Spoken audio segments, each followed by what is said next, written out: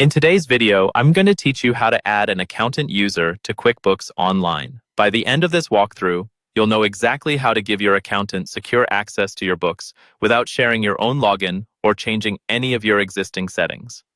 First, make sure you're signed in to your QuickBooks Online account as the primary admin.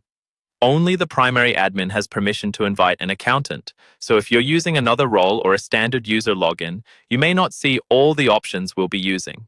Go ahead and log in the way you normally do, and once your main dashboard loads, you're ready for the next step. Now look toward the top right corner of your screen for the gear icon. This is the main settings menu in QuickBooks Online. Click that gear icon to open a panel of options. You'll see several sections here, but focus on the one labeled Your Company.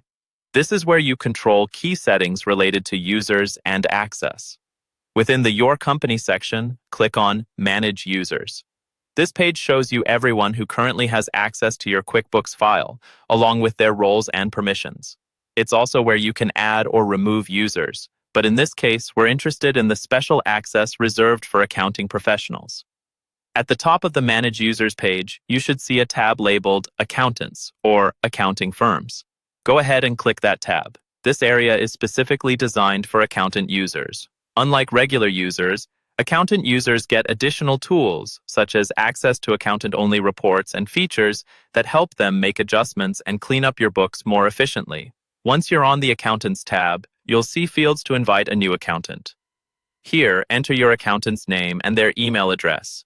Take a moment to double-check the email because the invitation will be sent there and your accountant won't be able to access your file if the address is incorrect. You don't need to set a password for them. They'll handle their own login through their accounting firm account.